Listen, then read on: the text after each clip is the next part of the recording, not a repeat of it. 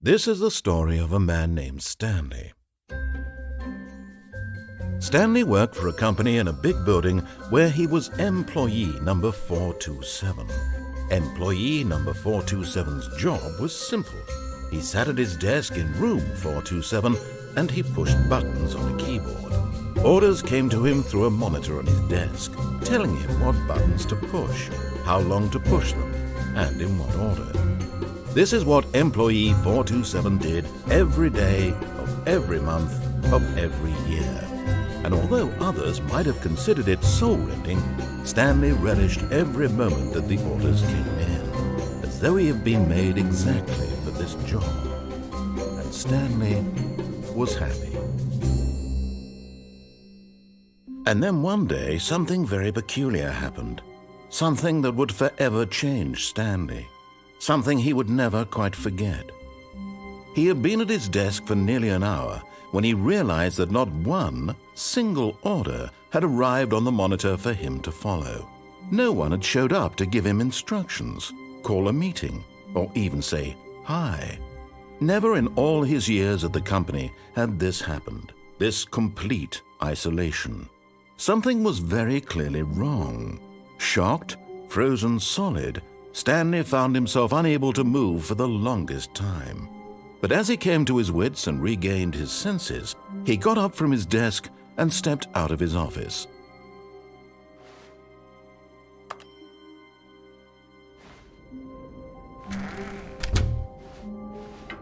Psst! Stanley! Come over here! In the vent! I want to show you something!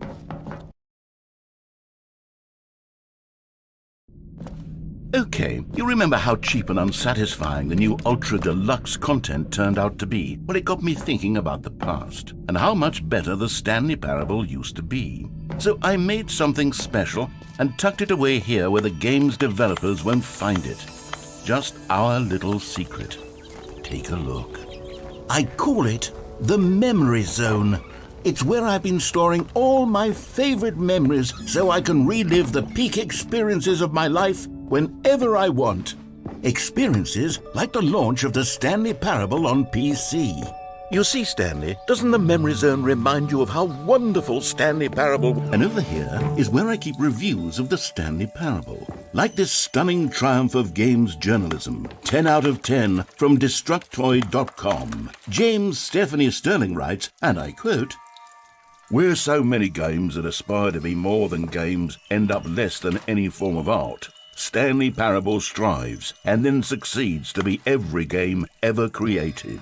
Did you hear that, Stanley? Every game ever created. That's how grand and all-encompassing the original Stanley Parable was. It was literally every game ever created. It was Skyrim, it was Persona 3, it was all of them, and now it's nothing. It's no games at all. It isn't even the Stanley Parable anymore. It's just a husk now. A lifeless husk with an hour of new elevator content.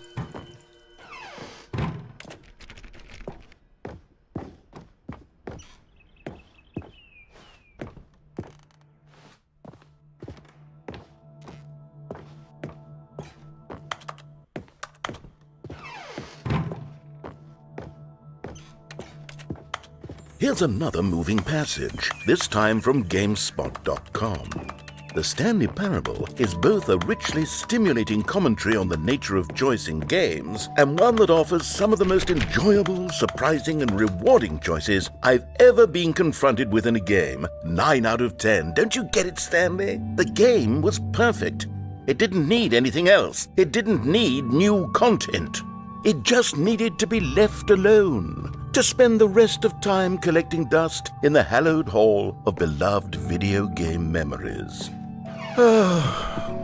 These were simpler times, Stanley, but I wouldn't give to go back to have it all over again.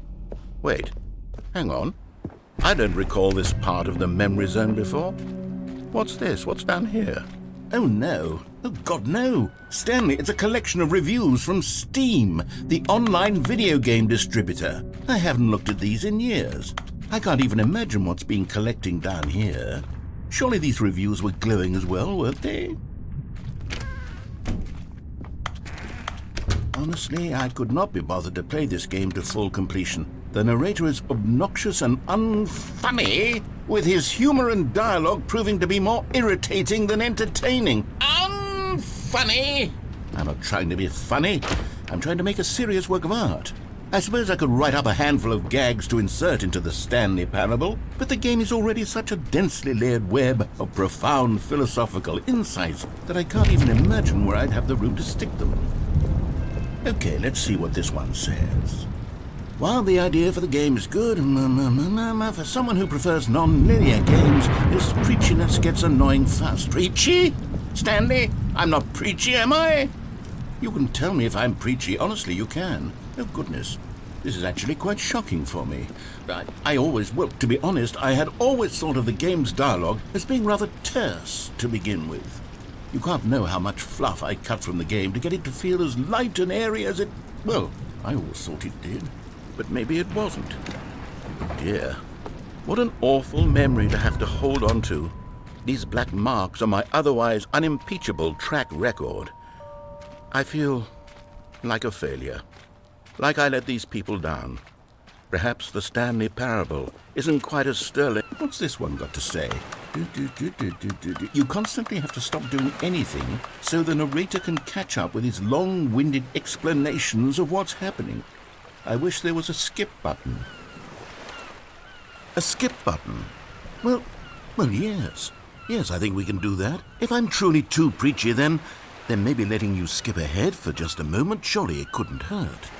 Not if it means we can strike these negative reviews from the record. Only positive reviews of the Stanley Parable. That's my motto today, and it's always been my motto.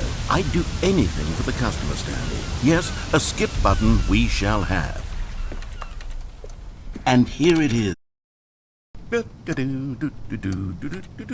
Oh, you're back, you see. You were only frozen in time for a few minutes, but it was plenty of time for me to deliver a long, rambling monologue for... Well, there, sport. You really did catch me rambling on a bit, didn't you? But that's the power of the button. The minute I start to go off on a thoughtless display of self-absorption... Okay, welcome back, Stanley. Now, I should say that the amount of time the button has been skipping through is becoming longer and longer. That last one was, well, I want to say maybe 30, 45...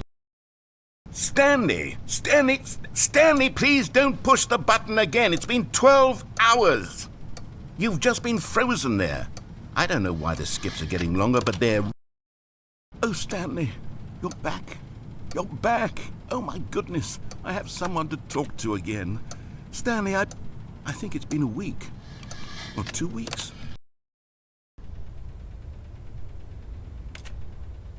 Oh, hello. It's you. You're here again. Welcome.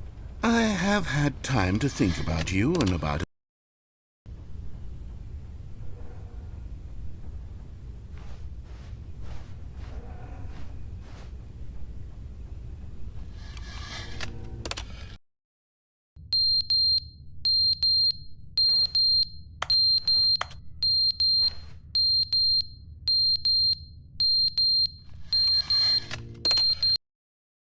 But they didn't understand the game was never meant to be funny. It was meant to have a point. It was meant to speak to the human condition. But where are the jokes? Where are the jokes? They bemoaned, they screamed, they gnashed their teeth and said, entertain us. It wasn't enough. They had to leave a pathetic little thumbs-down review and make all of their pitiful demands. But then, he's talking too much, they said. First, he didn't entertain us, now he won't shut up. It's the inconsistency, it's the lack of accountability. It's the unwillingness to examine with an uncompromising heart the words that they are speaking into the world. As though there were no consequences for a lack of cohesion in one's assessment of others. But of course, absolutely anyone can leave a review. So here's what we get. We get these demands that seek everything and are accountable to nothing. We get a world where someone will say, oh, there should be a skip button. You should be able to freeze Stanley in place while the narrator sits there forever and ever. We want all of this in the new Stanley Parable. We demand it. And then, because it was said, because it was spoken, now it simply has to happen.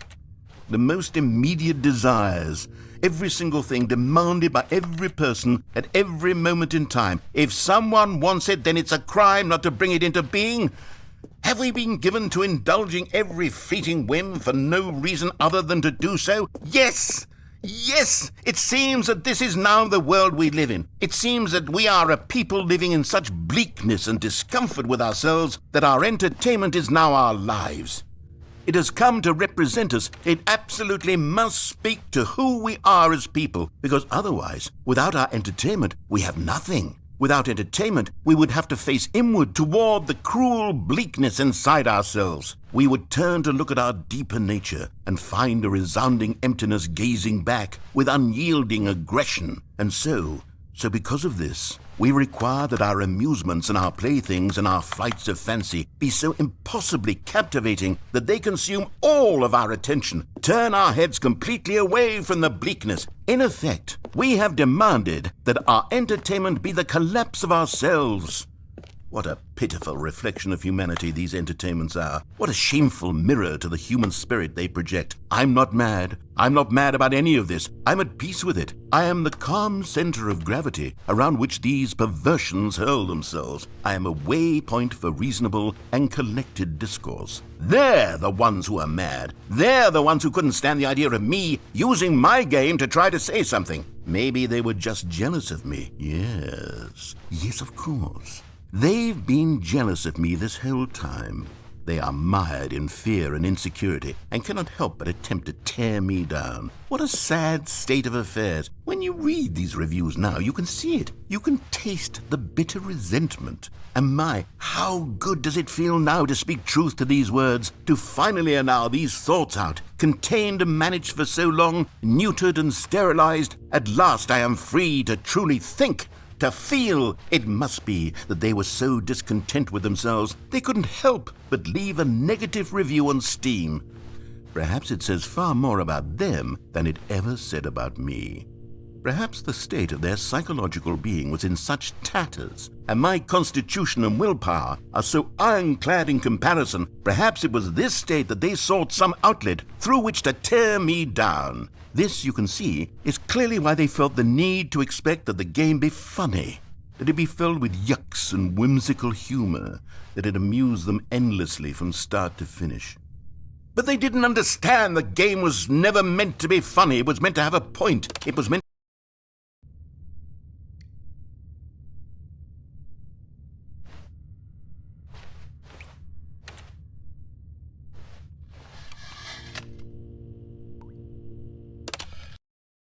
The end is never the end, is never the end, is never the end, is never the end, is never the end, is never the end, is never the end, is never the end, is never the end, is never the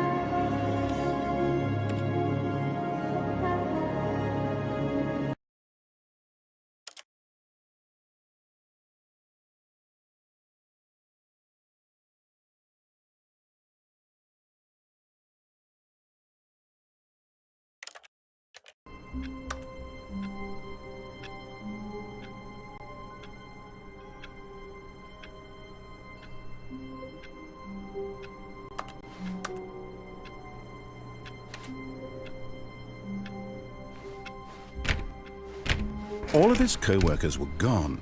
What could it mean? Stanley decided to go to the meeting room. Perhaps he had simply missed a memo.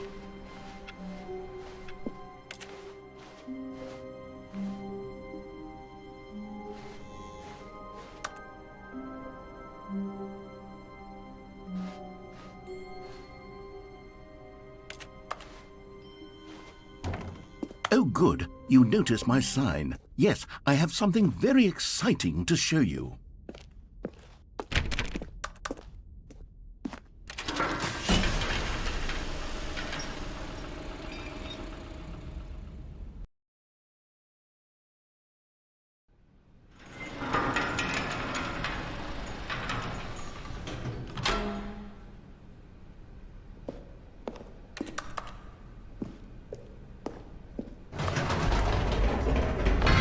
You see, Stanley, I've been reflecting on the Stanley parable and about how roundly disappointing this ultra deluxe version has turned out to be. The original Stanley parable was a landmark, and any new content for it should live up to that legacy. So forget this ultra deluxe nonsense. I say we take it one step even further. Which is why I'm very proud to announce for the first time ever, the Stanley Parable 2.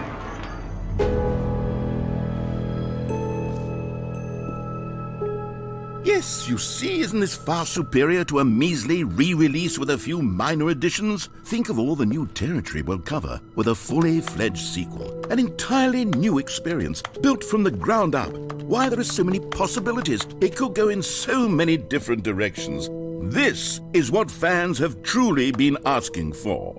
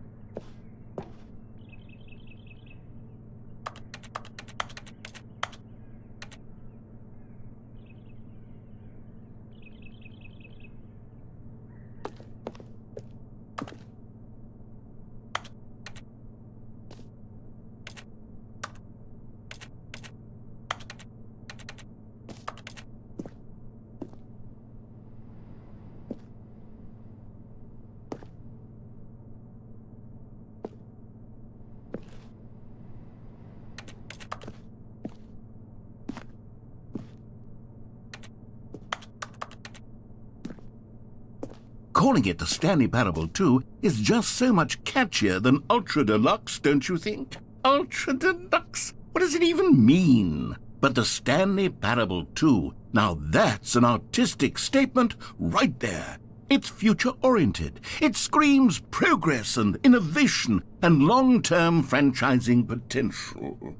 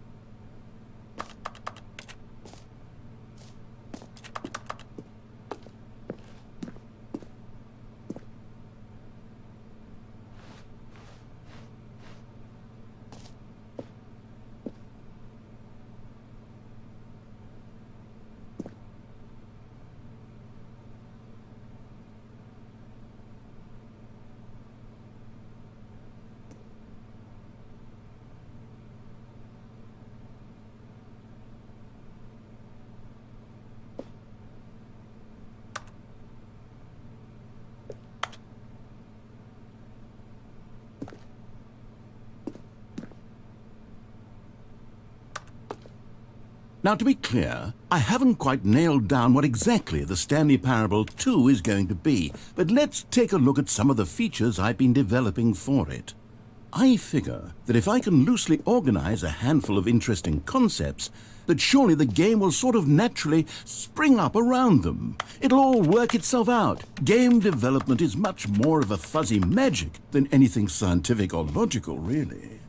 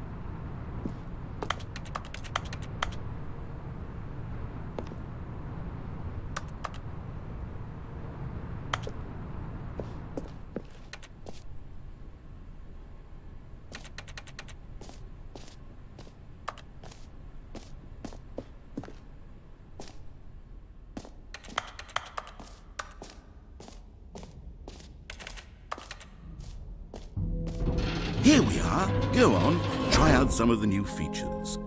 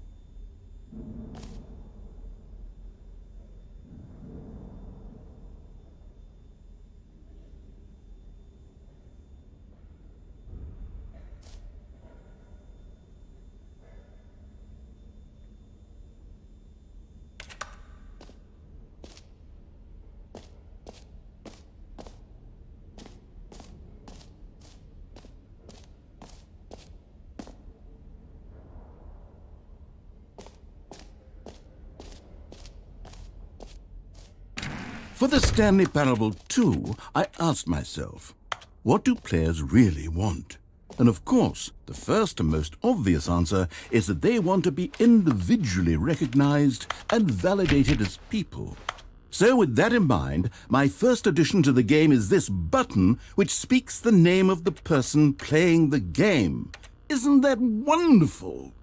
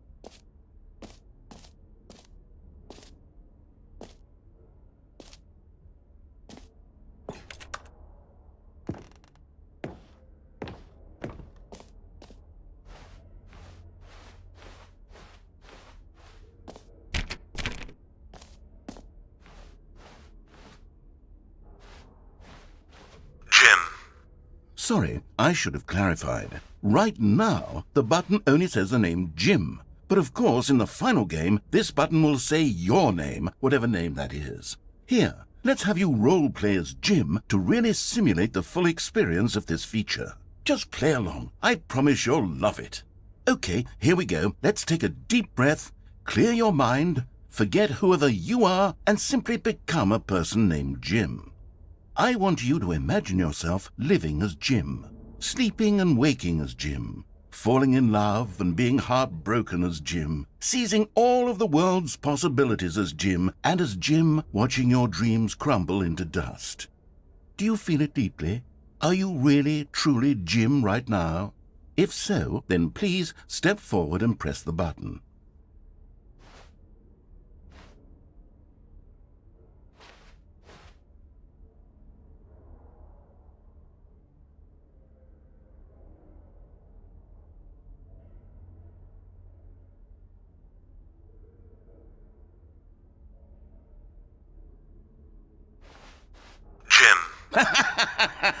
Yes, you see? What a thrill, what a rush. That was you. The button described you. Do it again, do it again. Jim. Ooh, it hits even harder the second time. If this were the only new feature in the Stanley Parable 2, it would still be worth the money. Let's take a break from the Jim button. I'm too emotionally drained from all of this personal validation. Whoa there, cowboy. Sometimes a person can be too much Jim. I'm putting the Jim button away. Otherwise, soon you'll start to lose all sense of who you actually are. Jim.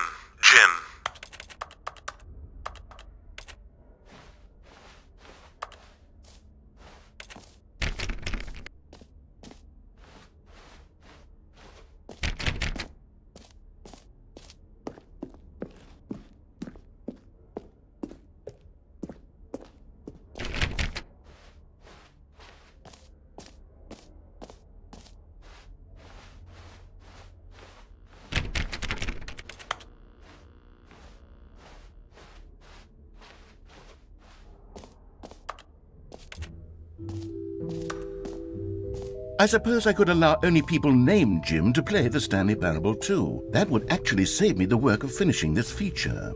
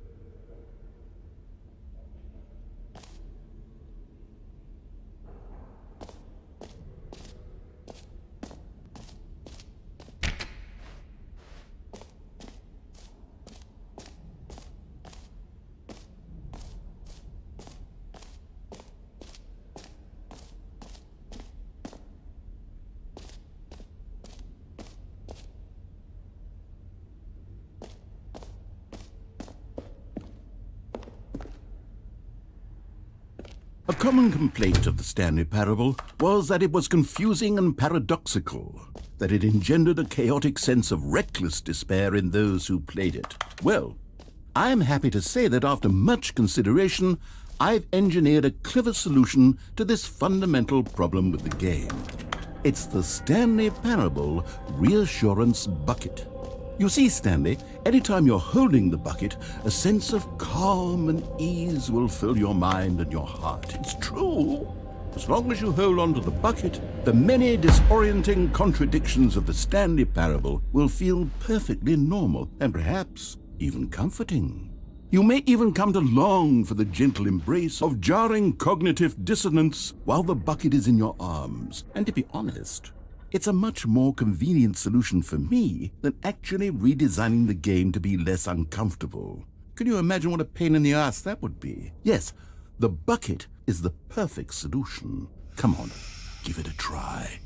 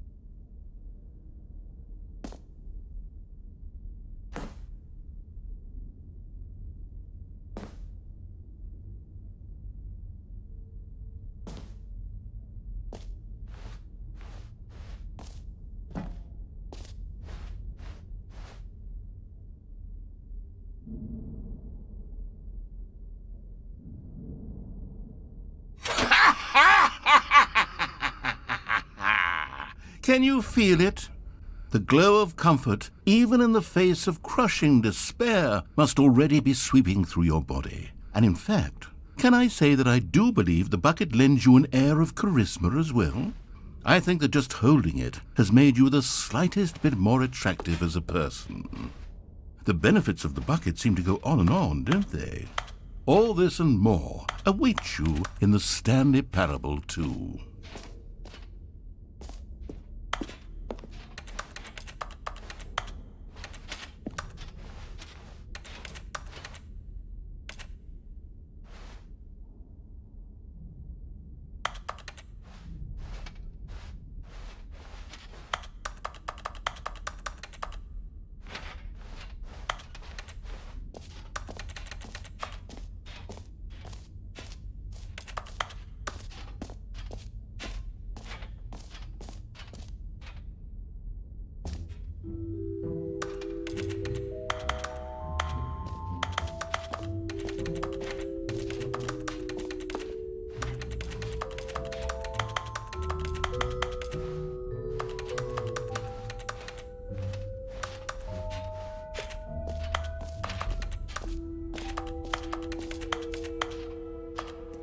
Does anyone give out awards for most enjoyable bucket in a video game?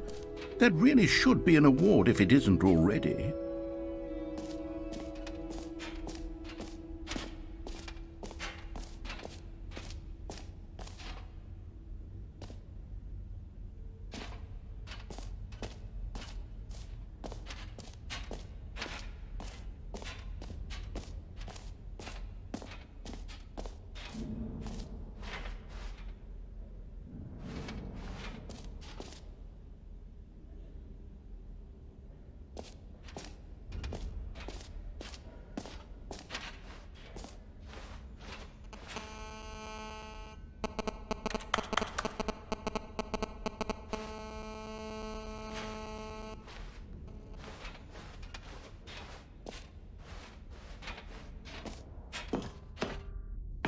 An epilogue would be fun, wouldn't it, Stanley? Yes, it would go at the end of the, well, we'll figure that out later.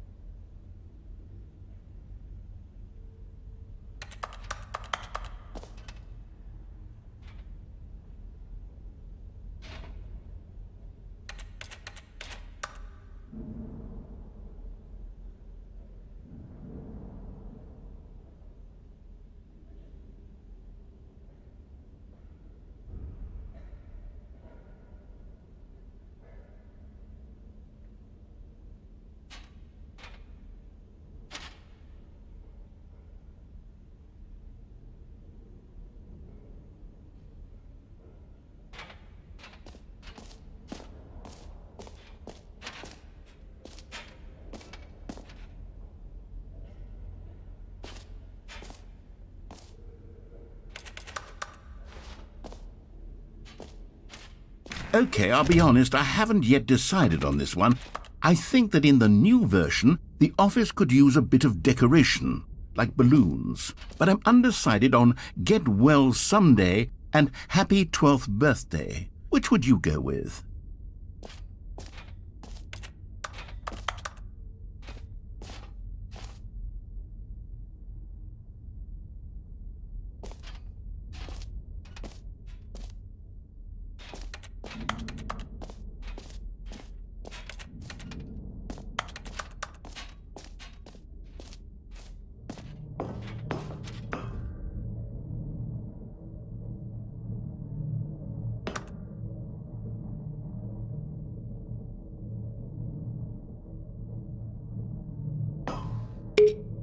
You know, sometimes when you solicit another person's opinion, it makes you realize that you knew which one you actually really wanted all along.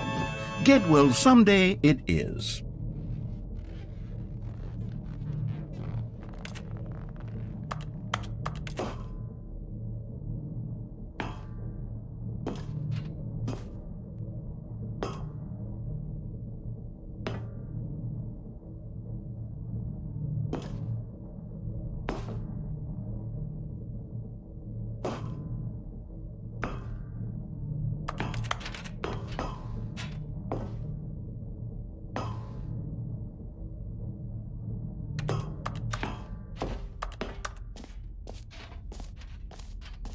Or actually, maybe I should have gone with... No, I've made my decision. We're moving on.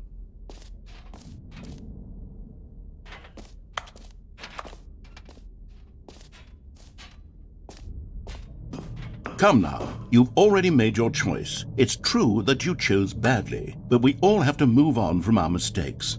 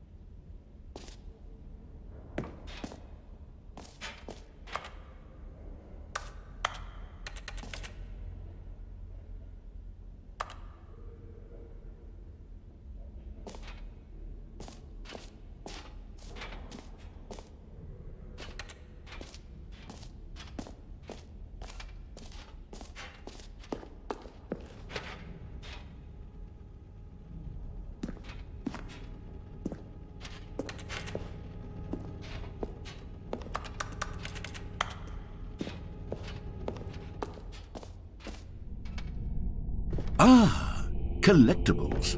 Now it's a real video game. In the Stanley Parable 2, you'll run around gathering up these miniature Stanley figurines. And what's truly innovative is that there will be no reward for collecting all of them. I don't want to stifle the intrinsic joy of watching a number go up. You simply collect all of them, and then you move the hell on with your unremarkable life.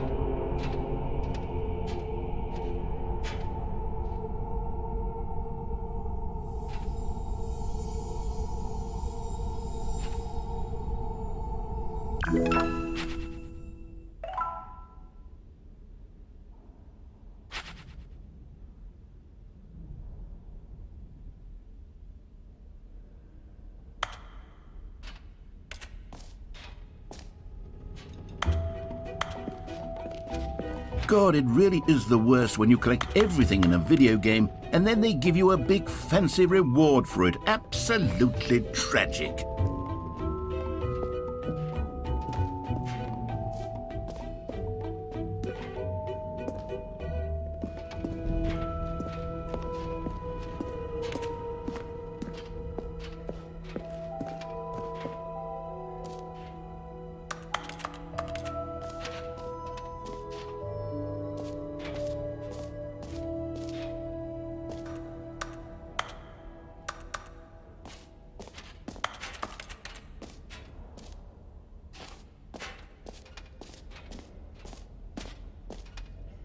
You know what? Let's bring the jump circle back for Stanley Parable 2 as well. It's a... Oh, wait. You already spent all your jumps the first time we saw the jump circle? Oh well. I suppose it can just be a nice decorative piece then.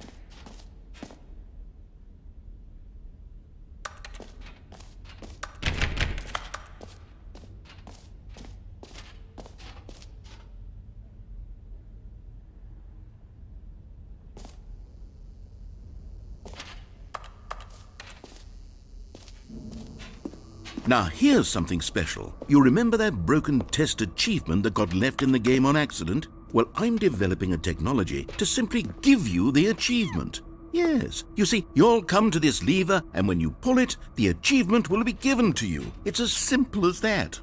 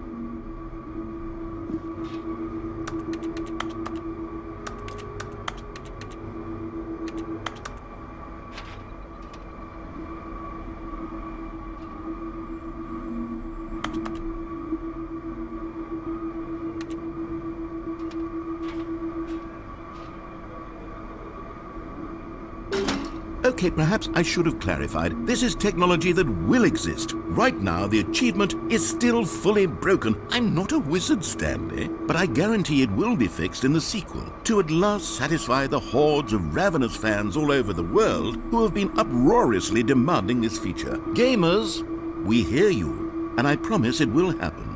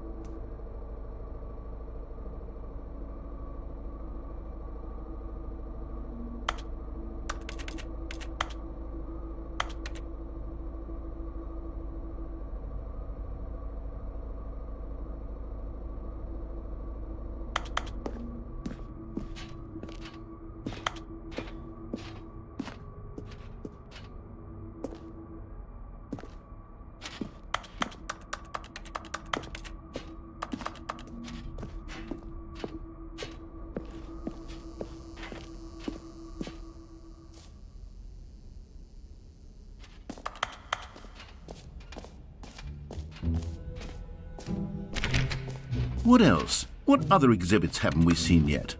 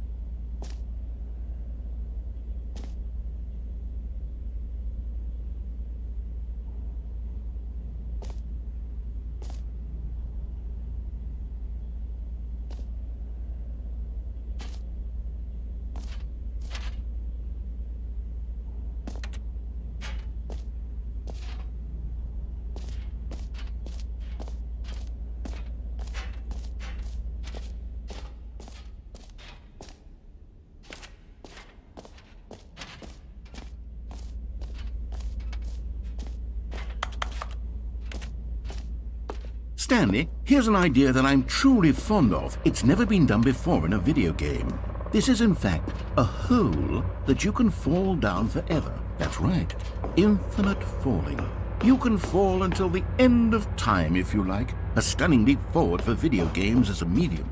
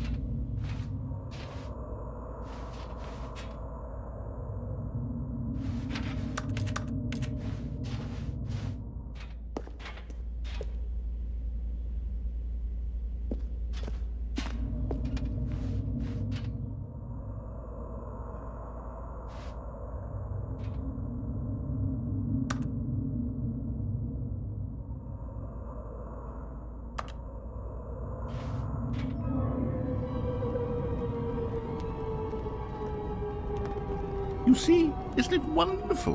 One of my more ingenious concoctions, if I do say so. Now then, since you've gotten to see the infinite hole, you can press the teleport button to pop back up to the top, and we can continue onward. Now, I don't mean to be a bummer, but I do recommend you use the teleport button to go back to the top. Maybe do it on the sooner rather than later spectrum of things.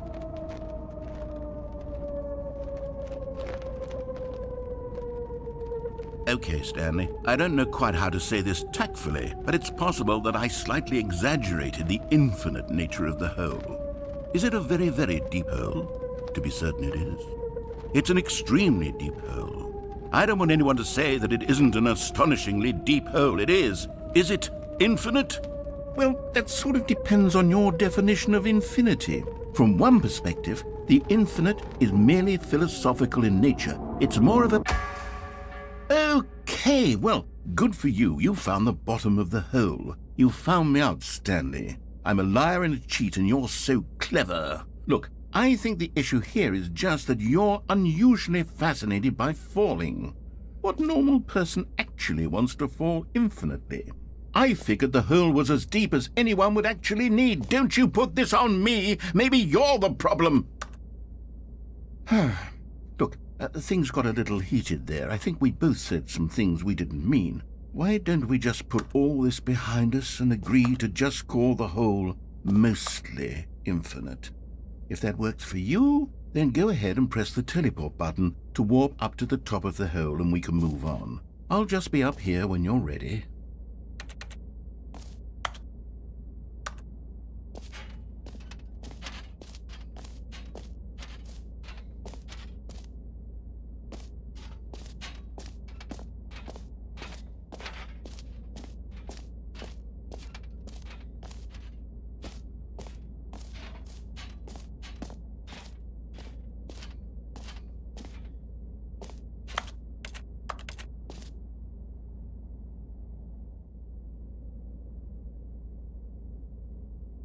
Great! Now, I'm very excited to show you even more of my ideas for the sequel.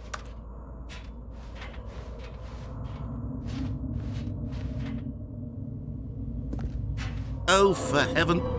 You see, I was right.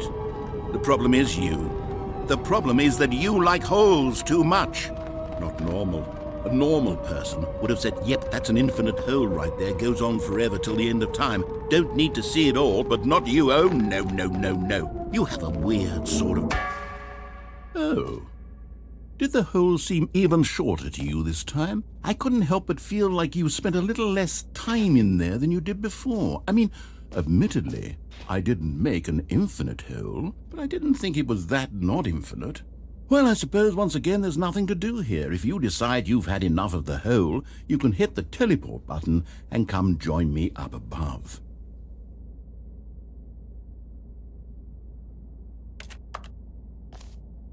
Had enough? I'm positively thrilled. I really do have so much more to show you and to talk about, and I've had enough of the hole for a lifetime.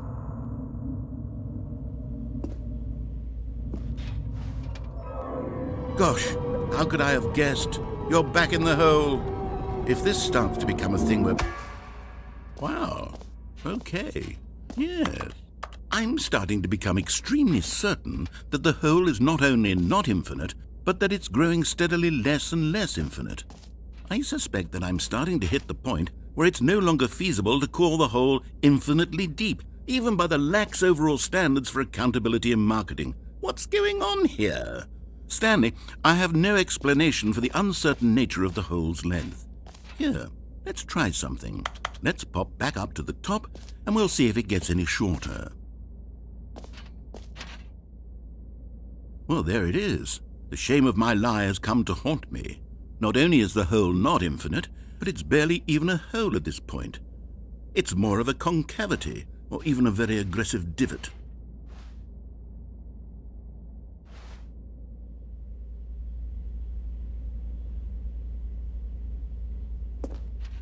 How is this still appealing to you? I know you're obsessed with holes, but at this depth, I just can't see this scratching the itch. Oh, who am I to judge?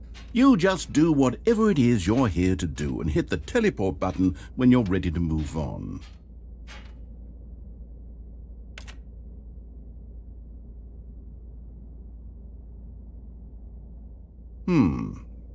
Is the, teleport button not working?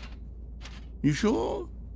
Well, I mean, I really don't have an explanation. It was working just a moment ago. Try it again. Still nothing? Well, I suppose there is one thing I can do to fix this. I'm out. Goodbye, Stanley.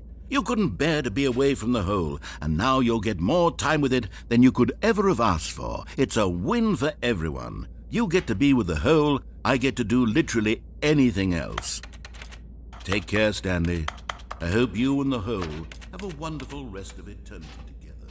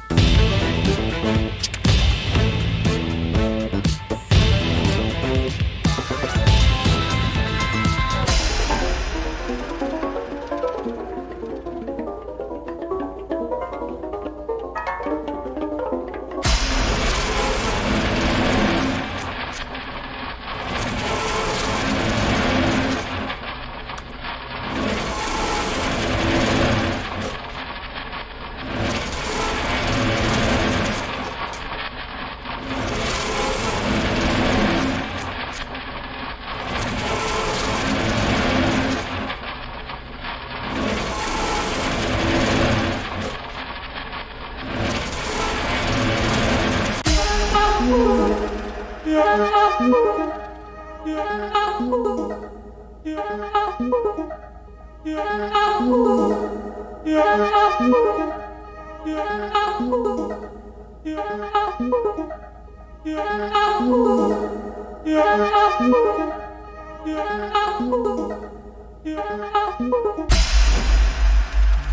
head's stronger, now you're no longer using up this space of mine.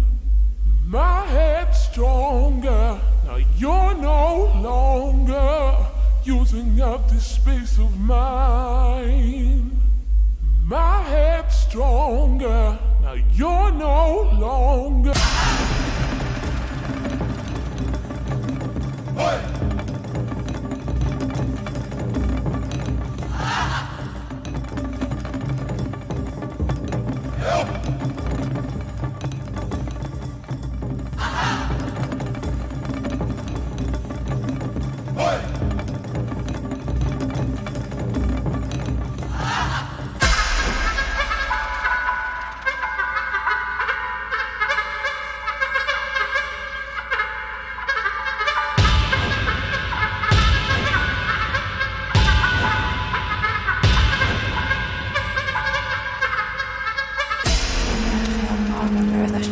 Afsluiten nu geweest, die waren dat gesteld verweerd. Nou hè, die is de mout dus een eerste bed in de zulp schikken echt klap met z'n als het serpes in de schom en er veel van z'n heel achter me heel lezen. Hoe je rijdt los te sterren. Hij is zeker als dus dat staan vet zie echt met z'n verder with it. Is nou waar er nul daar vast naar mom. Ja, blik net als er naast de lips op net het neem maar met barbes naar mom. Mom die vedel ik ben met de volveer kom en een nieuwste vrouw van hoe je voorstrijden. Spiek ik gelijk geld dus nadel has en mom er nester van je zaak. Ik ben nou even heen. Met veel maar wanneer dat je je afsluiten nu geweest die waren dat gesteld verweerd. Nou hè, die is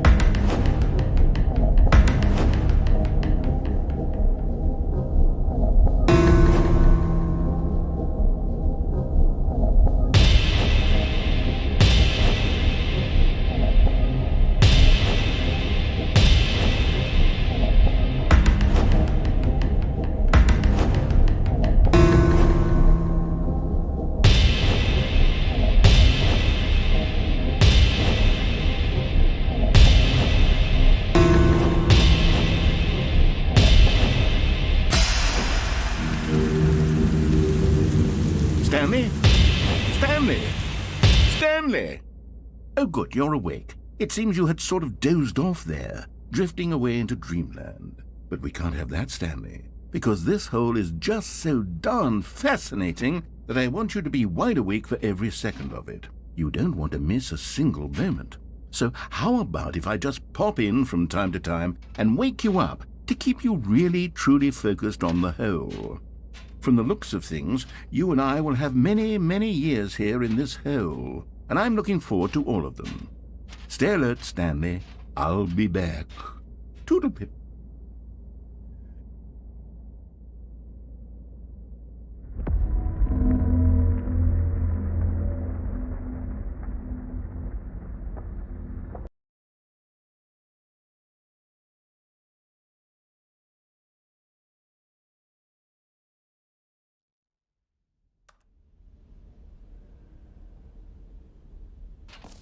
Here we are. Go on, try out some of the new features.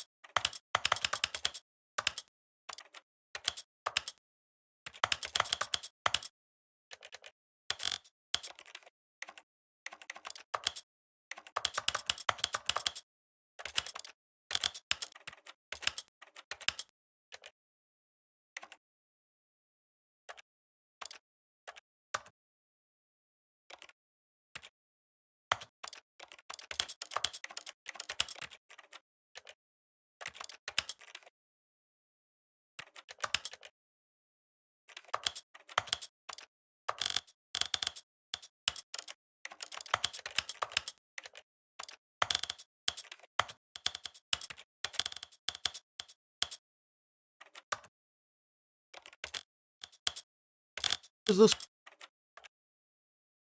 is the story of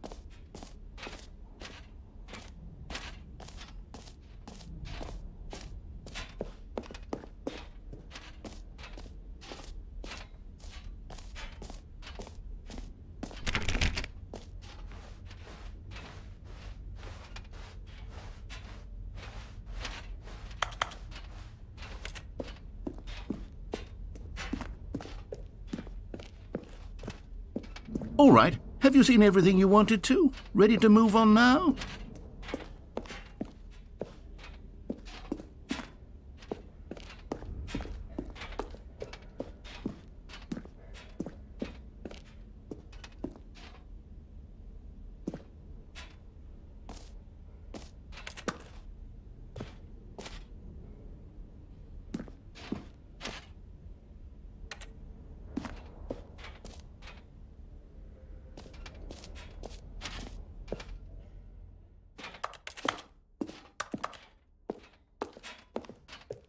So, Stanley, what do you think?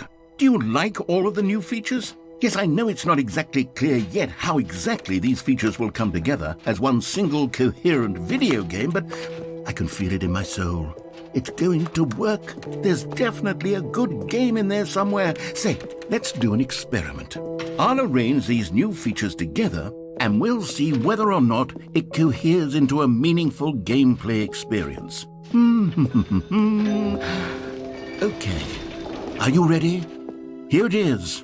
I give you the Stanley Parable 2.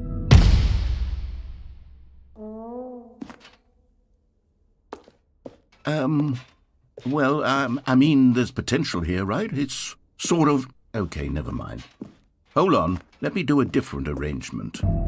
Okay, yes, this is much better. I feel good about this. Here we go. Version 2. Who am I kidding, Stanley? This isn't a coherent video game at all. It's a lot of gags. And I do very much enjoy creating gags, but they don't add up to anything.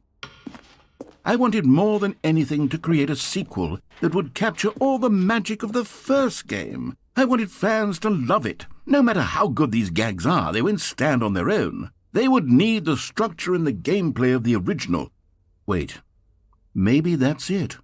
I can take the original Stanley Parable and simply, well, insert a few of my new features into it. Tastefully, of course. With respect. With care for the vision and integrity of the original game. Would it possibly work? I suppose it could. But it would need a really, really tremendous title screen. A title screen that says with bold and uncompromising conviction, "This is the Stanley Parable 2. Let me see if I can whip something up. All right, perfect. Go ahead. Take a look.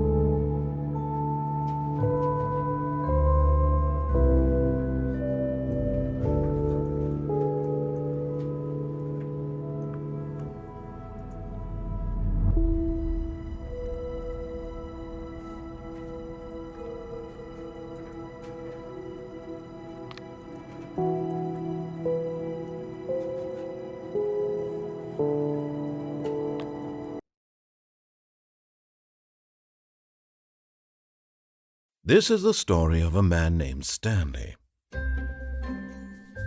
Stanley worked for a company in a big building where he was employee number 427. Employee number 427's job was simple. He sat at his desk in room 427 and he pushed buttons on a keyboard. Orders came to him through a monitor on his desk, telling him what buttons to push, how long to push them, and in what order. This is what employee 427 did every day of every month of every year. And although others might have considered it soul-rending, Stanley relished every moment that the orders came in, as though he had been made exactly for this job. And Stanley was happy. And then one day, something very peculiar happened. Something that would forever change Stanley. Something he would never quite forget. He had been at his desk for nearly an hour when he realized that not one single order had arrived on the monitor for him to follow.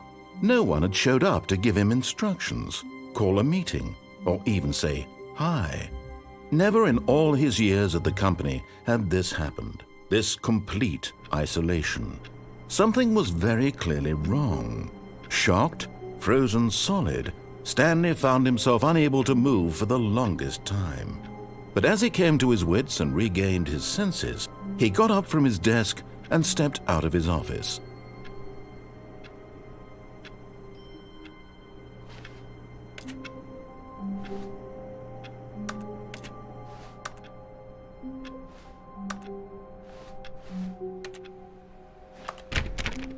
All of his co-workers were gone.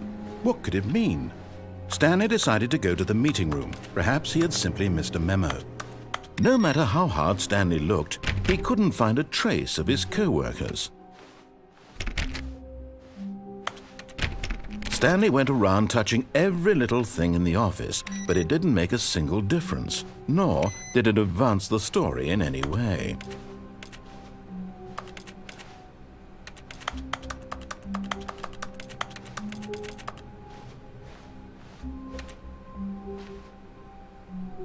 Stanley picked up the bucket.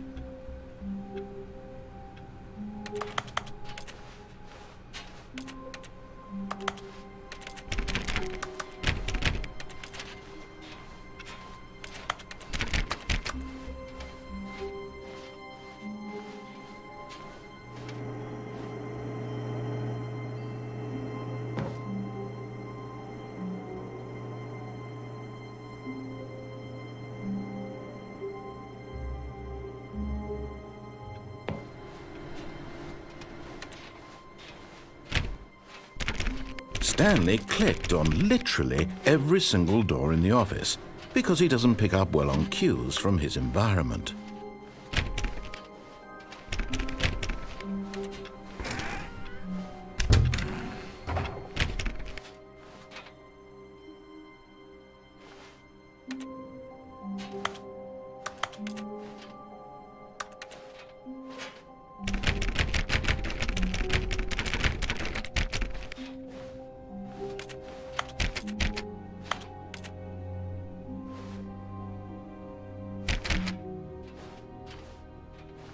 Stanley clutched the bucket tightly to his chest and entered the door on his left.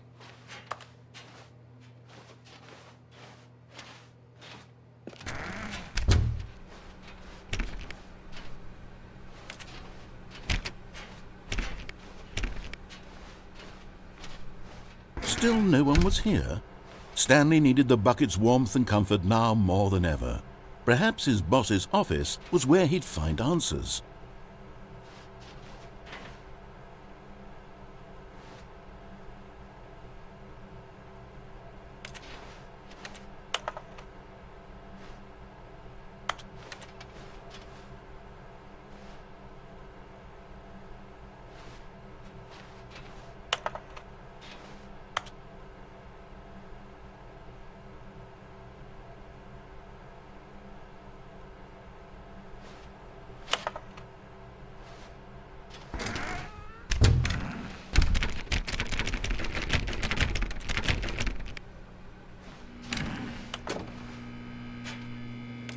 Oh, Stanley, can you feel it?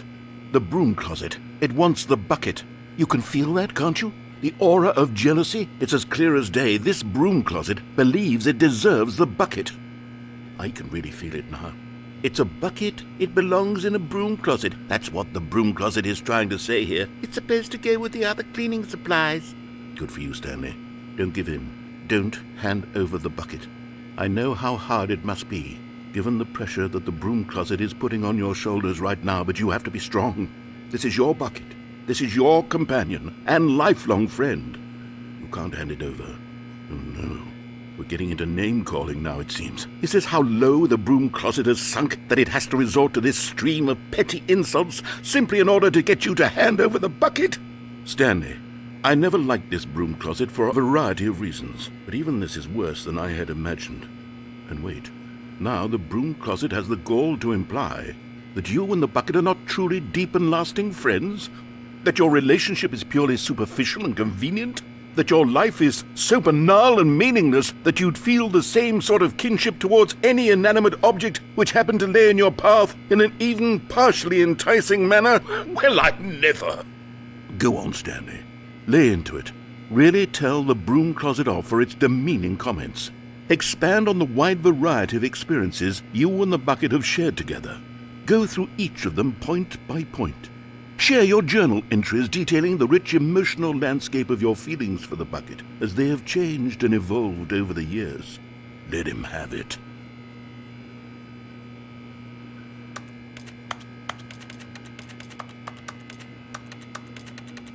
Okay, I've got you something which I think will help settle this debate once and for all. Here we go. There. Now it's settled. No more debate, no more discussion. Take a hike, broom closet, with all your meandering philosophical diatribes about the nature of cleaning supplies and their relationship to broom closets in the natural order of things.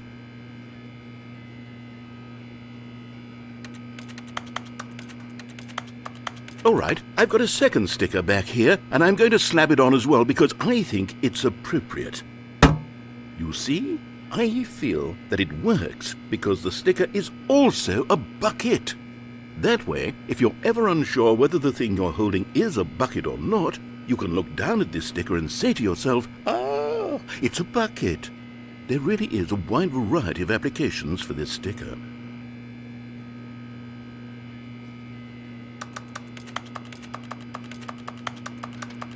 You know what?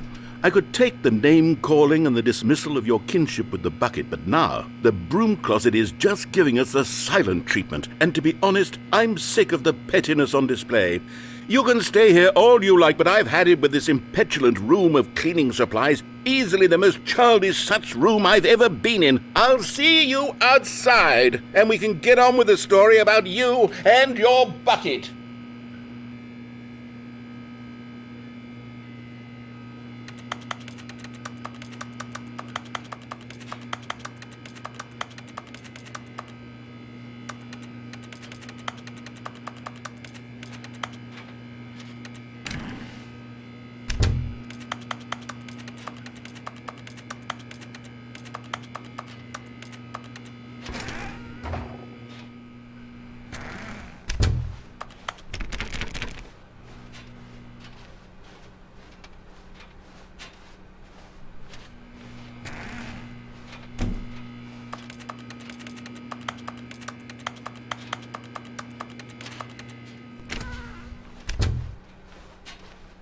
Coming to a staircase, Stanley and the bucket walked upstairs to the boss's office.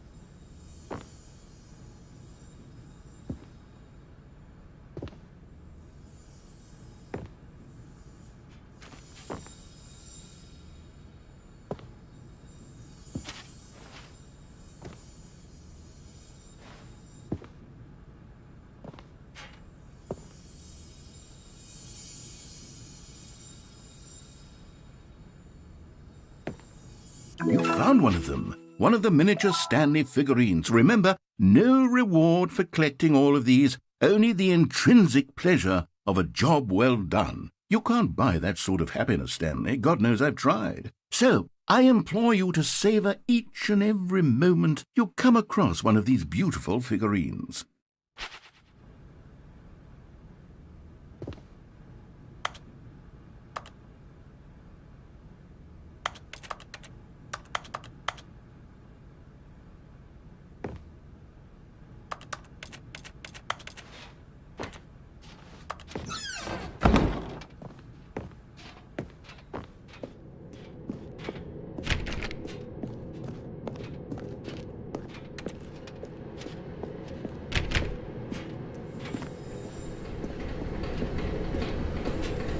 Another miniature Stanley figurine. This, there really must be a snappier name for these things. What about mini-stands? Stanley figs?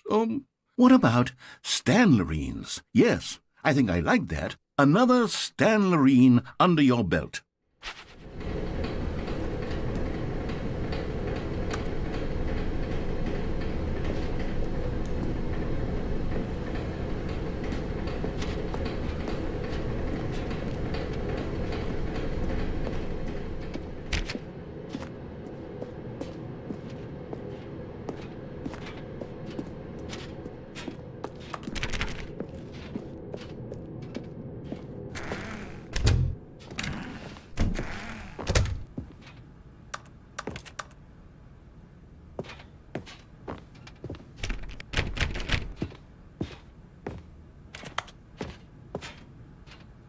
Stepping into his manager's office, Stanley was once again stunned to discover not an indication of any human life. Crushed by the weight of this revelation, Stanley may have broken down into an emotional dumpster fire if not for the soothing presence of the bucket. Even now, in his darkest of hours, did the bucket's warmth and guiding light pierce the dark clouds of confusion and chaos. It would be with him always. The bucket would, and he knew it. The two of them were inseparable.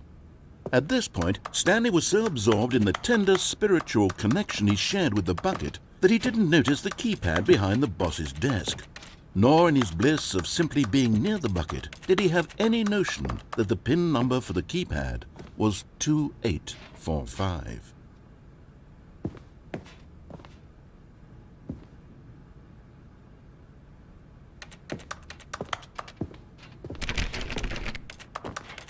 Stanley just sat around twiddling his thumbs. Trying to input anything on the device was useless, since he could never possibly know that the combination was 2845.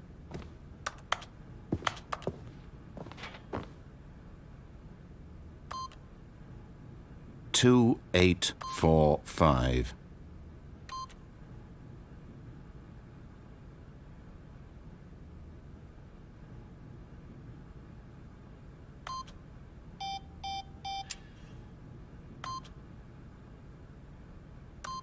Forgot, but it turns out that the panel's emergency override kicked in, and the door just opened all by itself, and Stanley got the hell along with the story.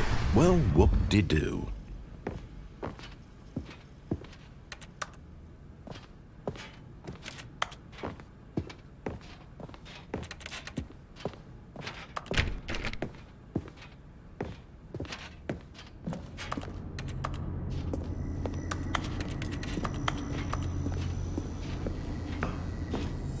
Okay, I'm going back to the name of these little Stanley figurines, and now I'm torn between Stanlerines and Figlies. What do you think, Stanley?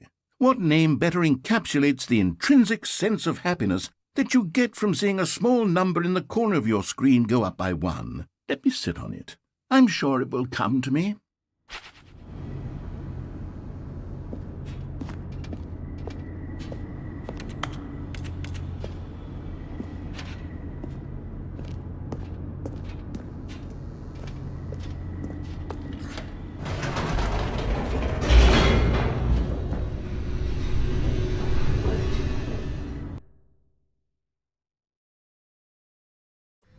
The elevator raced downward, plummeting towards an unknown fate.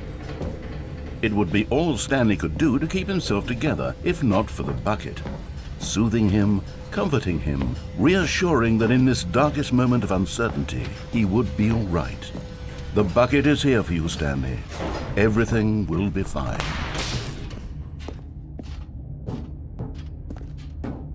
Stanley and the bucket walked straight ahead through the large door that read, Mind Control Facility.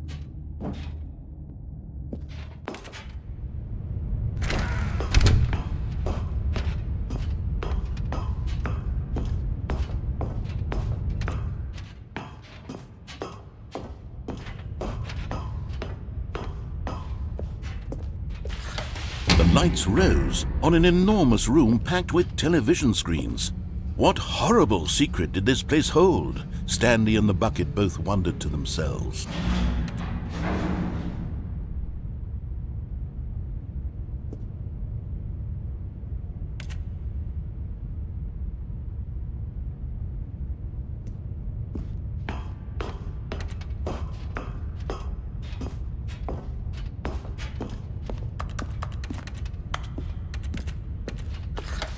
The monitors jumped to life, and Stanley nearly dropped the bucket in shock.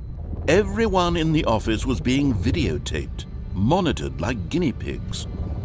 The bucket had never seen anything like this, and it very nearly burst into tears as Stanley cradled it gently, reassuring it that everything would be fine.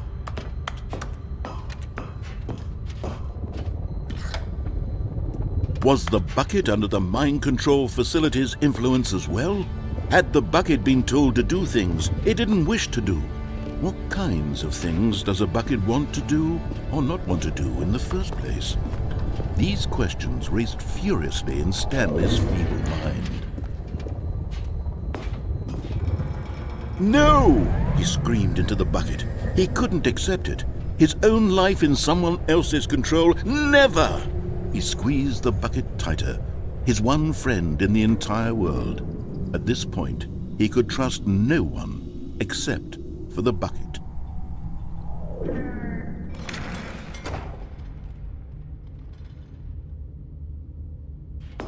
But here was the proof. The heart of the operation. Controls labeled with emotions, happy or sad or content. Walking, eating, working, all of it monitored and commanded from this very place. And as the cold reality of his past began to sink in, Stanley decided that this machinery would never again exert its terrible power over another human life. For he and the bucket would dismantle the controls for good. Two best friends, Stanley and the bucket, up against the world. They high-fived in a really cool way, and the bucket made a sassy comment about taking down the system.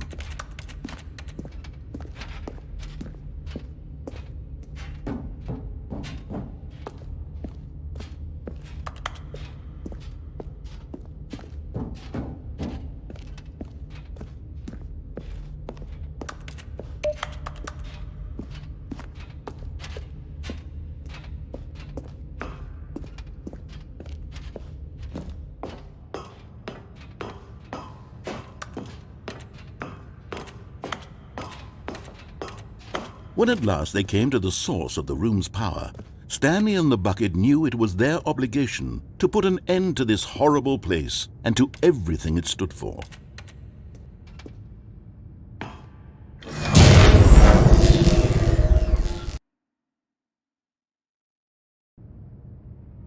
Stanley and the bucket waited in blackness. Was it over? Yes, they had done it. Stanley and the bucket had defeated their greatest and darkest enemy, freed themselves from the tyrannical grip of the evil mind control machine. Freedom was now mere moments away.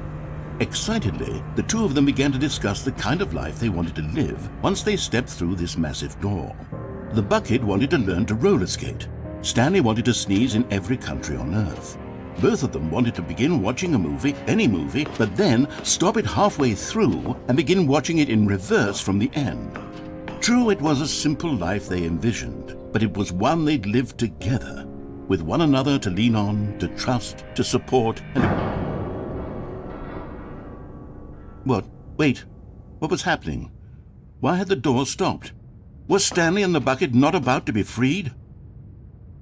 An unbearable silence filled the room, lingering in uncertainty, until finally the truth hit Stanley square in the face.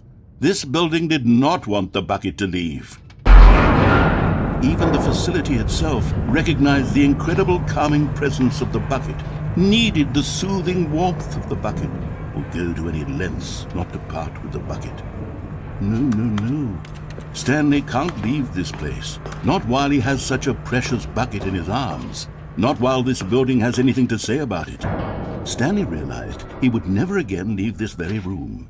But at least he has the bucket. To be trapped eternally in darkness isn't really so bad, Stanley thought to himself. As long as I have my bucket with me, right? I'll be okay, won't I? Stanley gulped. Very soon now, he was about to find out.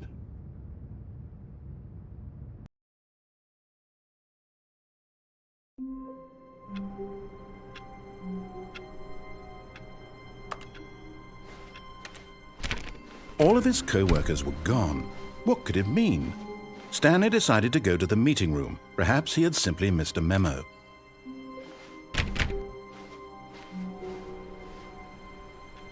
Stanley lifted the bucket into his arms, and a wave of comfort rushed over him.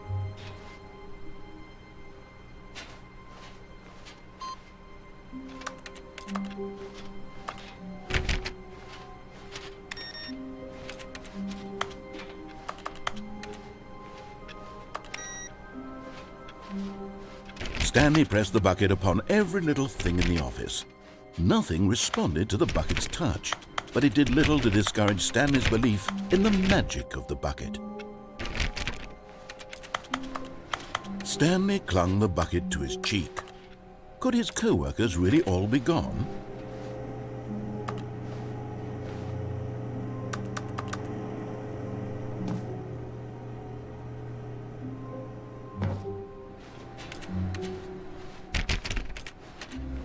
Oh, please. Are you really just doing this for the achievement? Click a door 5 times. Is that all that you think an achievement is worth? No.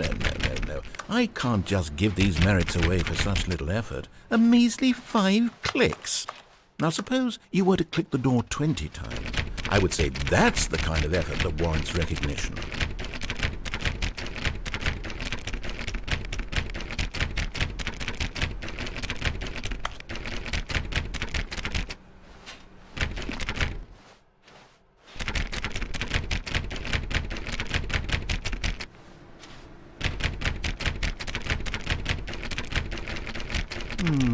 I have to say, I'm still not feeling the satisfaction of witnessing true effort for a noble cause. Perhaps 50 clicks will do it. Yes, almost certainly 50 clicks.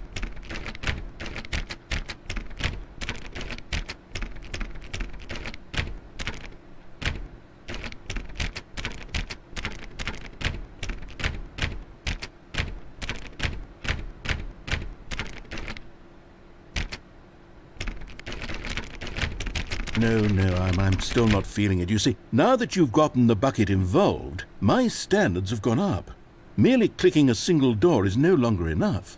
Now, I want to see you press this bucket against multiple doors. Now that's the kind of thing that merits an achievement.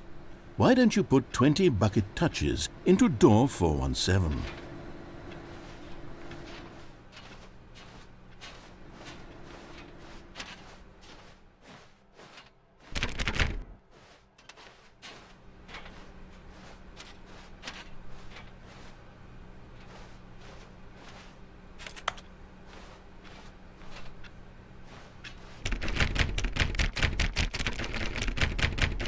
Okay, great. Now, go touch the bucket on door 437 a few times.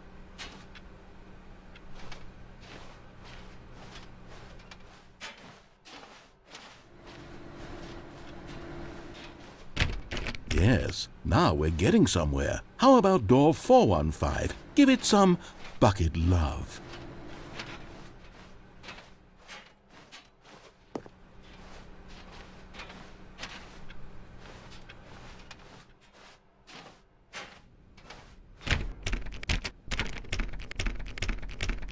Now back to door number 437.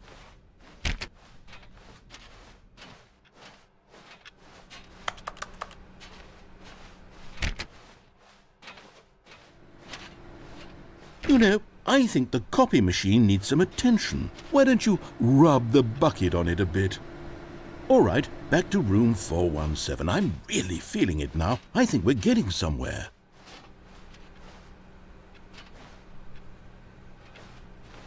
Okay, now bring the bucket on top of employee 419's desk.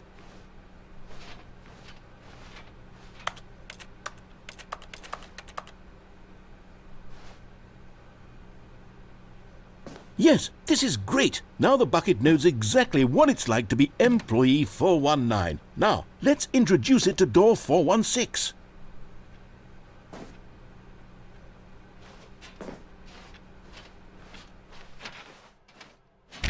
We've almost got it. Now make the bucket and the copy machine touch again.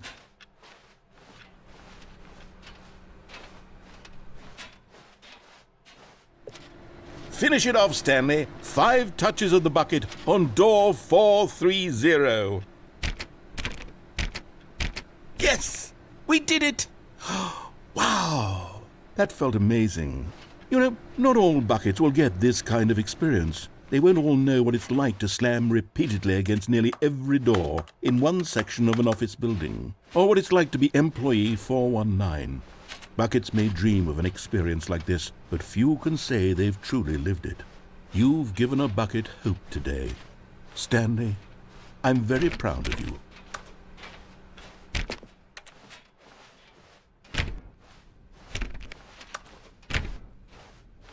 Stanley clutched the bucket tightly to his chest and entered the door on his left. This was not the correct way to the meeting room, but Stanley had felt the bucket calling to him, telling him that the employee lounge was simply the place to be.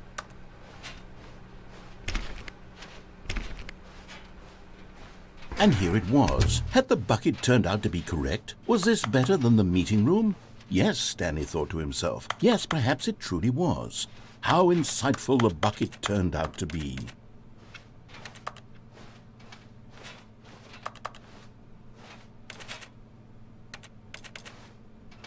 No, never mind. The bucket was wrong. Stanley took the door on his left to go back to the meeting room.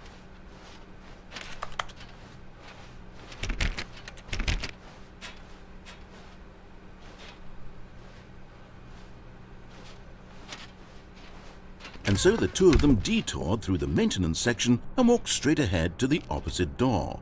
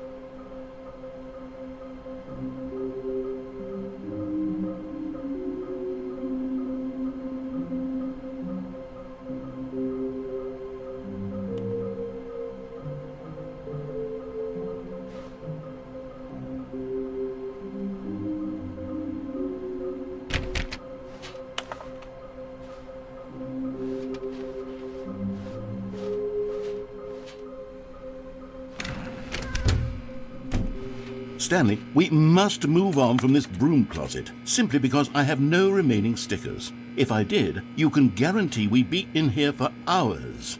But alas, no stickers.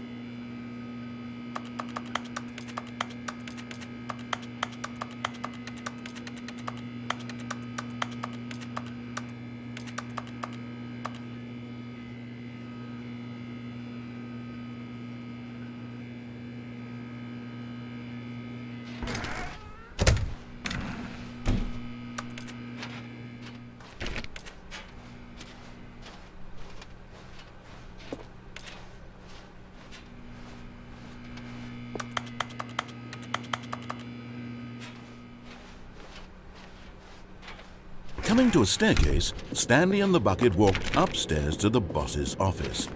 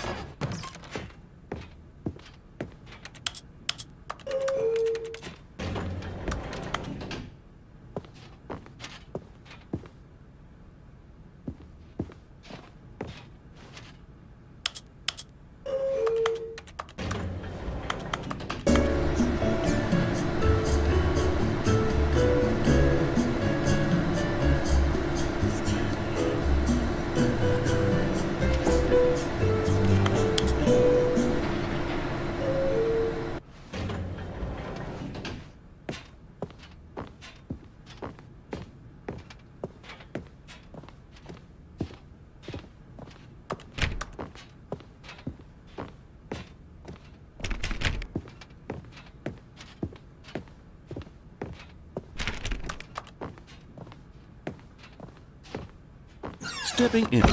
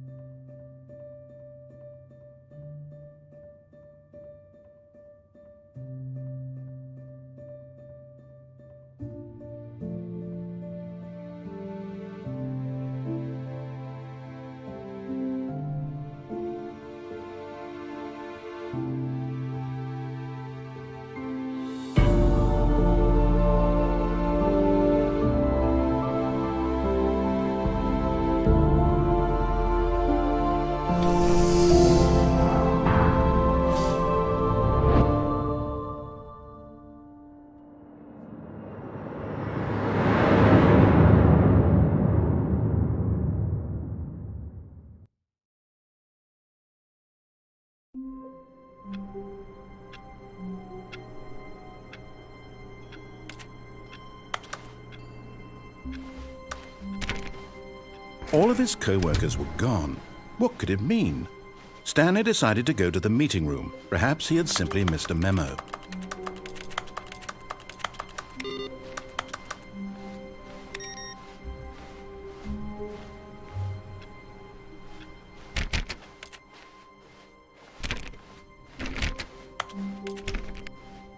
When Stanley came to a set of 2 open doors, this was not the correct way to the meeting room, and Stanley knew it perfectly well. Perhaps he wanted to stop by the employee lounge first, just to admire it.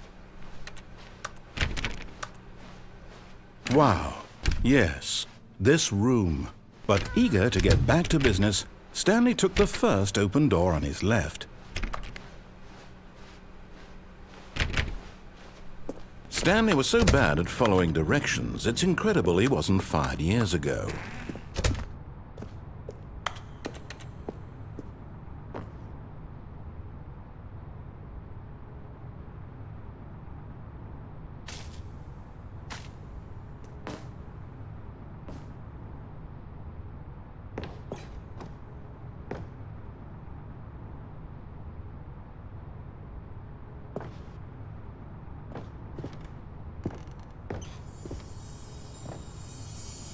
You're getting close now, Stanley. You've nearly gotten all of the Figler and Marines. Very soon, you'll collect the last one, and then the first number will equal the second number, and that will be it.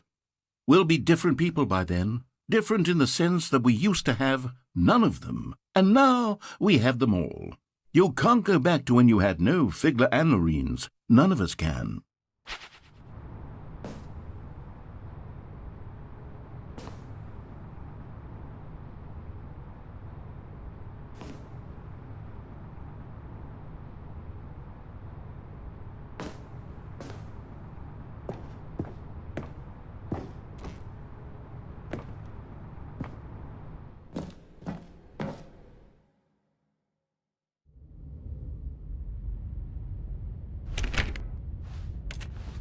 Stanley had now gotten himself so far off the beaten path that it seemed the office had begun so far off the beaten path that it seemed the office had begun so far off the beaten path that it seemed the office had begun so far off the beaten path that it seemed the office had begun so far off the beaten path that it seemed the office had begun so far off the beaten path that it seemed the office had begun so far off the beaten path that it seemed the office had begun so far off the beaten path that it seemed the office had begun so far off the beaten path.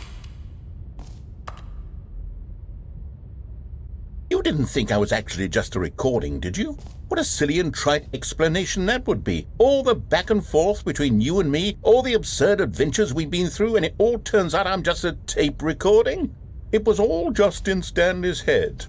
I bet that's the kind of twist you think is revelatory. I bet each and every time you watch a movie where it turns out all to be in the main character's imagination, you must absolutely bolt off the couch in pure shock at the phenomenal and intricate storytelling. It must be so simple to be you.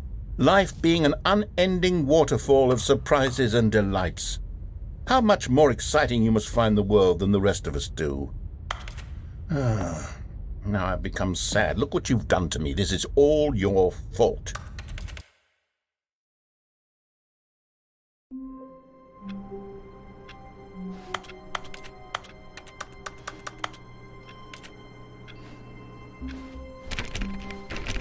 All of his co-workers were gone. What could it mean? Stanley decided to go to the meeting room. Perhaps he had simply missed a memo. And try not to lose this one too, you dolt.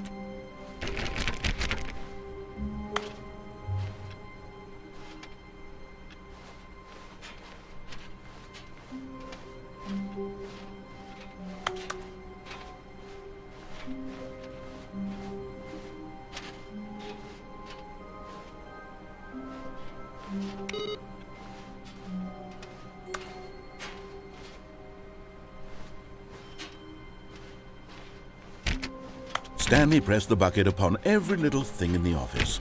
Nothing responded to the bucket's touch, but it did little to discourage Stanley's belief in the... Stanley clutched the bucket tightly to his chest. This was not the correct way to the meeting room, but Stanley had felt the bucket calling to him, telling him that the employee lounge was simply the place to be.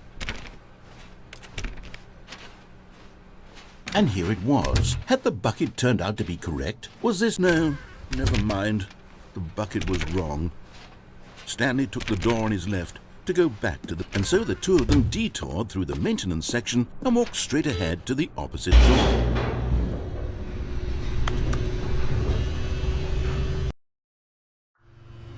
Oh, good, Stanley. I'm glad you found your way here. I knew you'd find this place eventually.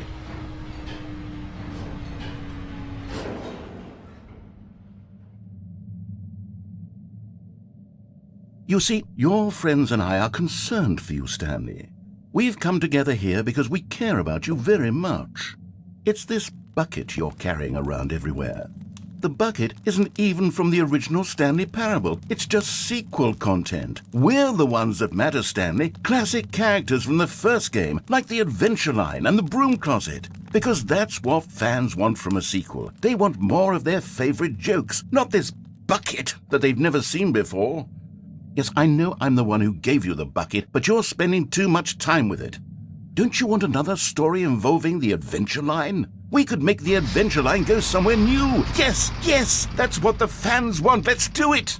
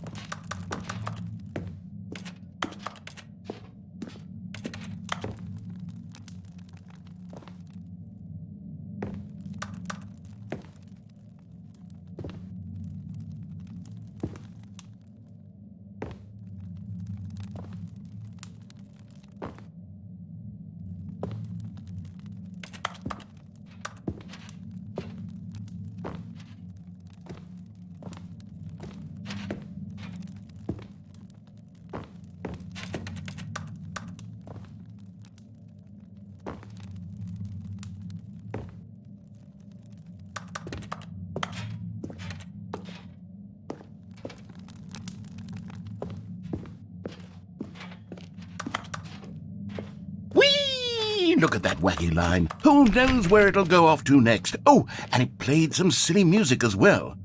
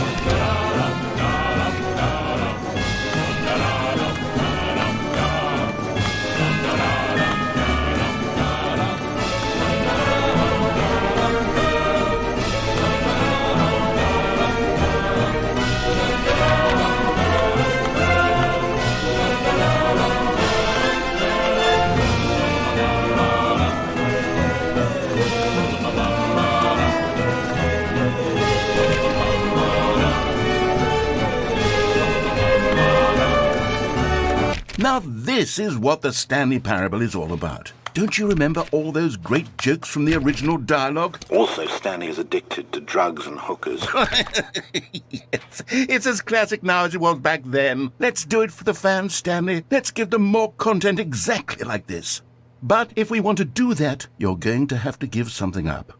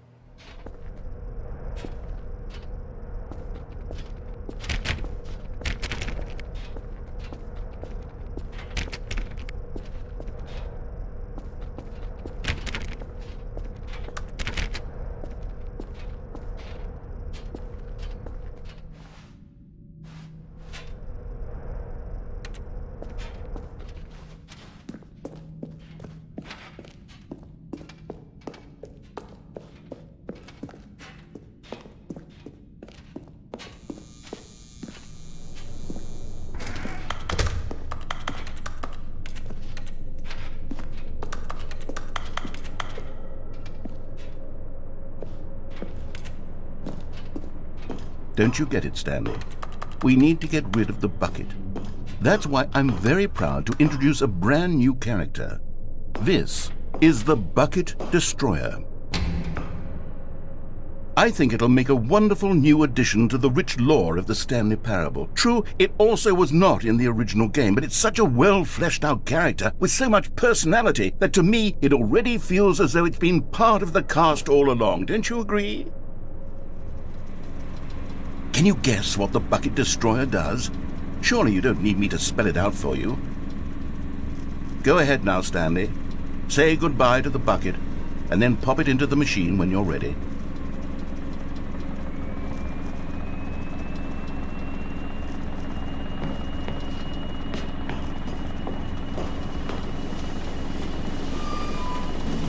Now listen to me. It's crucial that you give it the bucket. I don't know what the Bucket Destroyer will do if it can't destroy your bucket. Destroying buckets is all it knows. That is its singular personality trait. Sure, I can hear you saying, how does a character with only one personality trait deserve to join the pantheon of beloved Stanley Parable characters? Well, you see, if you were to really explore the Bucket Destroyer, you would see that its desire to crush buckets is so densely loaded with complexity and nuance that it's really like 10 personality traits. What other object in this game can you even say that about? The broom closet? Certainly not. I wonder what sort of Bucket Destroyer merchandise the fans will be clamoring for after this. Okay, the bucket destroyer is getting very upset now. You'll have to hurry and feed it. We can't get back to the classic Stanley Parable characters like the Adventure Line or the bucket destroyer until you crush that damn bucket. Quickly now, the fans are waiting. Do it, the fans, Stanley. Give the fans what they want. Hurry and...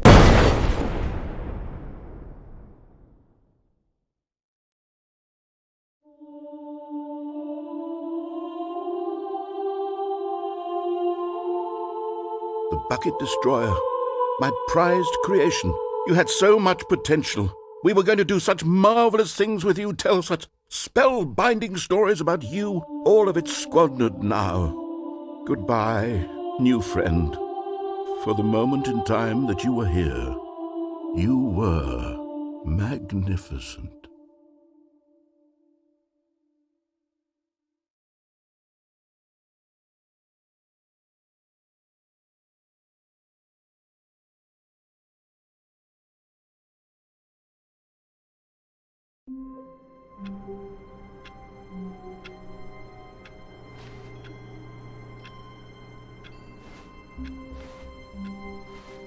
All of his co-workers were gone.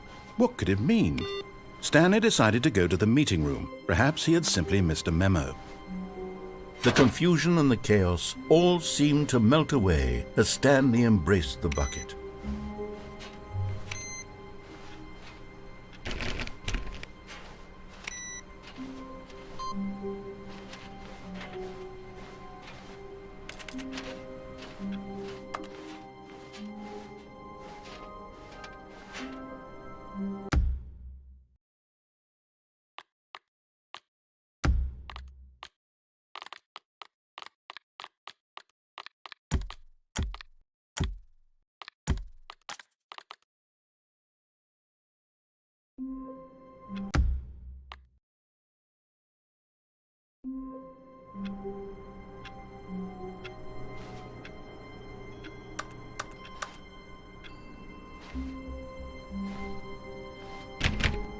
All of his co-workers were gone.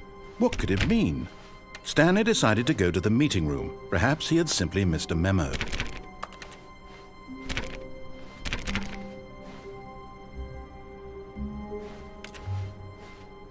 Stanley went around touching every little thing in the office, but it didn't make a single difference, nor did it advance the story in any way. Warmth spread through Stanley's arms. With the bucket in his arms again, he was home.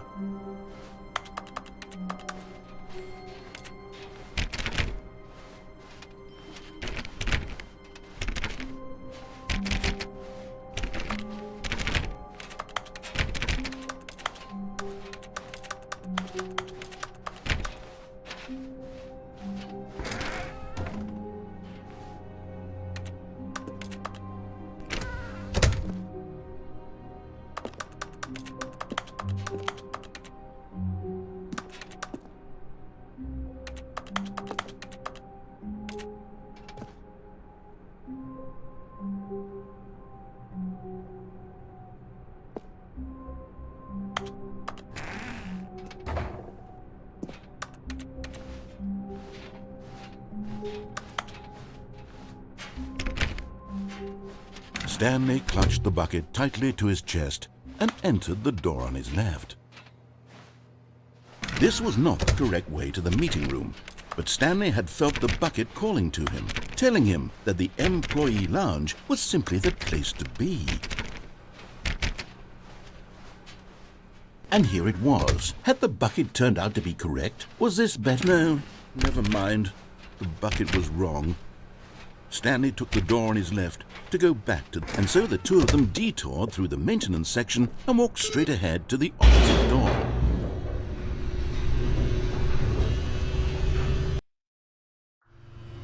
Oh, good Stanley. I'm glad you found your way here. I knew you'd find this place eventually. You see, your friends and I are concerned for you, Stanley. We've come together here because we care about you very much. It's this bucket you're carrying around everywhere. The bucket isn't even from the original Stanley Parable. It's just sequel content. We're the ones that matter, Stanley. Classic characters from the first game, like the Adventure Line and the Broom Closet. Because that's what fans want from a sequel. They want more of their favorite jokes, not this bucket that they've never seen before. Yes, I know I'm the one who gave you the bucket, but you're spending too much time with it. Don't you want another story involving the adventure line? We could make the adventure line go somewhere new. Yes, that's what the fans want. Whee! Look at that wacky line. Who knows where it'll go off to next? Oh, and it played some silly music as well.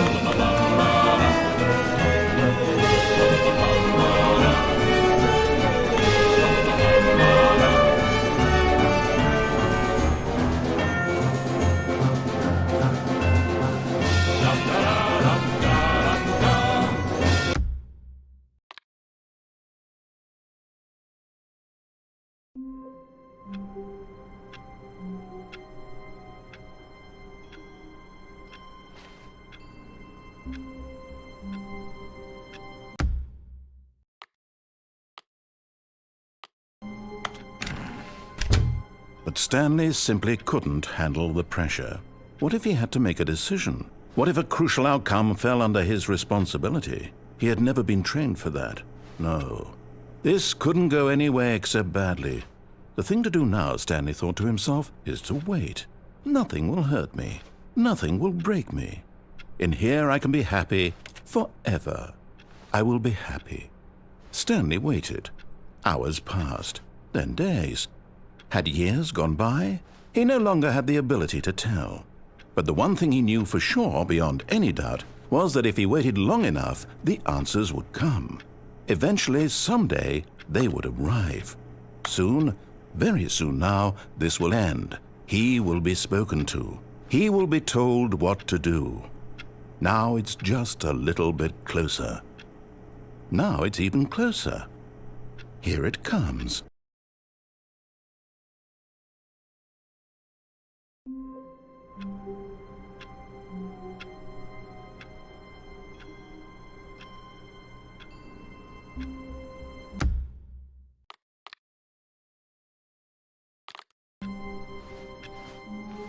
I can't wait to tell this story to my co-workers, Stanley thought. How amusing they'll find it. Oh, won't we all just laugh and laugh at the time I thought everyone had gone missing.